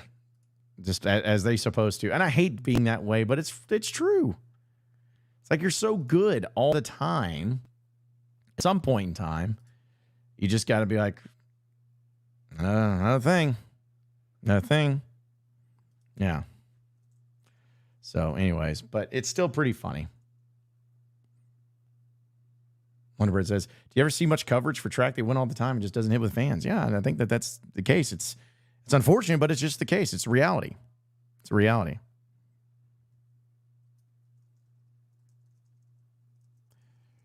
Trying to get my guy Michael over here signed up and squared away. But yeah, I respect track. I love the fact that Arkansas has so many championships and they're so great at it. But you know, it's just one of those sports that I even hate to use that. It's a very distinct fan base of people that go. But if you want to see greatness, you go to see track because Arkansas's got plenty of that, plenty of it. Also, Wonderbread says, Ole Miss may not be as good as projected. They heavily ringed on the transfer portal, not to mention we find a way to play them close even when they are really good. Yeah, I agree. I agree with you. Because that's the thing is like, I look at, for instance, I look at Ole Miss and what they've done with the transfer portal, and it's really worked out for them in some cases. But then there's been some guys that they've missed on, sometimes that they were supposed to be better, but they weren't. Their defense improved, but it was never, I don't know. It got better as the season went on last year, but they were still a 10-win team. They're still a 10-win team. They didn't beat Bama. Lane Kiffin never beat Alabama since he was there. And Georgia was the other game they lost last year, I believe, too. So, man, if they would have I'm trying to think if they would have played anybody else. Felt like Arkansas in 2021. If they would have just not had Georgia on the schedule, they probably would have won 11 games. Kind of like Arkansas would have won 10 games if that was the case and they didn't have Georgia. But having Georgia on the schedule is just part of it, too. It's just part of it. Thomas says, shocker that Reeves has written another article about Cal. Yeah, he has. He's a big Cal guy. He's a Kentucky guy. Barstool Bobby Regan. He's my guy, though. I mean, like, listen, y'all can feel a certain way about Bobby Regan or Matt Jones at Kentucky Sports Radio, and I'll probably agree with you on a lot of it, but it's like I do like those guys. Like, they are cool dudes, and at least personally, especially Bobby. Matt Jones is a little, you know, he knows who he is. He knows who he is. So, but I like them both. I like them both. They're both good guys. So I don't give them too hard of a time or anything like that. Actually, go ahead, troll them. That's all I care about. Make fun of them, as long as it's not directed at me. As long as you don't tell them that I was actually the one that did it. But yeah. So I talked about here on the show that we were going to have a little special guest to end the show on, and I had the pleasure of going to the Razorback baseball game yesterday, which was a great game. And as I was walking by, I saw a guy that was like wearing a Natty State Sports shirt. Like, holy crap, look at that. How cool is that? And then I was told that not only did this man wear this shirt to the Razorback baseball game, but he also skydived in it. Okay. And pictures to prove it. And so I asked him to come on the show and tell us a little bit about his story. And he joins us right now. And his name is, hopefully I'm getting it right. Is it Michael Nemesi? Michael, is that who it is? It's Nemesi. Nemesi. Okay, yeah. Nemesi. I'll take that. I'll take that too. So, well, we appreciate you jumping on, man. I know you're busy with work, but I just wanted to ask you why skydiving and why skydiving in the Natty State shirt. Because I'm going to tell you, I'm flattered. It's pretty cool. But what made you do that? Yeah. So I'm in the drone industry. I mean, I've always wanted to skydive. I've been on numerous roller coasters. I went on a helicopter ride with my brother in Hawaii. So that was pretty cool. But yeah, I've always wanted to skydive. I'm a thrill seeker. So, I mean, I think that it's a cool deal. Like I would never skydive though. I can't do it. I'm not that type of thrill seeker. I'm more of a guy who's like, hey. Yeah, I'll be down here downstairs having a drink while you guys go up there in the plane, because I hate flying as it is. But was the experience exactly what you thought it would be? Was it as awesome as you were hoping it would be? Yeah. It really was. Just the whole experience. I honestly thought I was going to be nervous going up on the plane, but I actually wasn't. So, like at that point, you just gotta go for it. And I mean. I felt really comfortable going with someone doing a skydive, right? So, I just trust my partner. That's really all it is. Mm-hmm. Well, that's all you can do, man. And I know, like, for you in particular, you had some pretty good seats there, too. So you were a big Razorback fan, and obviously with the baseball team, taking care of business in that game, too. And I guess you're wearing the shirt once again. I am, yes. Yeah. It's my lucky shirt now, yes. Okay. Well, see, I'm a big fan of that too, because it needs to have some luck into it as well. So I'm a big fan of you guys. I'll watch you every day. So appreciate you, man. Yeah, no, we appreciate you and everybody that's always talking to us and obviously taking in our content, because it's a lot of fun right now. So are you which sport is your sport? Are you more of a basketball, baseball, football guy? Like what is your go-to? I would say I love college ball. That's my favorite sport. But I'm right now big into baseball. So yeah, I love ball though. I'm a basketball kid. So. Yeah, well, I think baseball's got it going on the best right now. And, basketball. I can't believe we won last night. That was crazy. Yeah, that was something that like we continue to talk about, the Cal Perry thing, and just seeing him even at the baseball game over the weekend, and talking with guys like DJ Wagner, bringing them in too. It's been pretty cool too. So where are you originally from? So I'm originally from Grand Rapids, Michigan. I lived there for about 13 years, and I've moved around. I lived in Arizona, North Carolina, and I've been here since 2006. So, just a nomad. Hey, man, listen, it's kind of cool though to see, obviously going to games and then going to, do skydiving and stuff. Like it's a pretty awesome thing. So sure. I've always wanted to skydive. So. Yeah. Well, now you finally got the chance to do it, man. You finally got a chance to do it. So, but no, we appreciate you hopping on, man. Again, I just wanted to get your thoughts on, why you did it and how you did it and all of it. But it was, it's cool to kind of see it all come together for you. And now I'm glad that you made it safe down there in the skydiving, and maybe you can do it once again too. Whenever we start having more Natty State gear, we'll get you some more stuff and maybe have some more deals with that too. Yeah, for sure. I would love that. All right. Well, we'll do it. Hey, Michael, appreciate you joining us, man. It was good talking with you. Yeah. Thanks, John. Appreciate it, bud. Hey, anytime, man. Again, appreciate Michael joining us, and the thrill seeker himself on that too, making that possible, and also having some fun with us too. With seeing him, and then not only seeing the shirt was cool, but then the fact that it was a skydiving deal too, like all at once, was a pretty wild deal. But again, appreciate him as well. But yeah, that about does it for us here on the show. Perfect way to end the show as well. But appreciate each and every one of you listening in as well as watching in here on the John Nabors Show, as I know that we are going to have a lot of stuff to talk about later in this week, and we'll have some updates for you too. And apparently people were talking about it echoing and stuff, so I apologize about that. So sometimes it's tough to do it that way. But either way, we're going to keep it moving here on the John Nabors Show tomorrow. And again, we'll have some updates for you there. And also be sure to follow Pod at the Palace as well as the Bombastic Podcast, because we got some good stuff happening there, and it'll be something you need to keep up to date on as well. But appreciate each and every one of you. John Nabors, same sports show, same sports channel tomorrow afternoon. Have a great rest of your day, folks. And we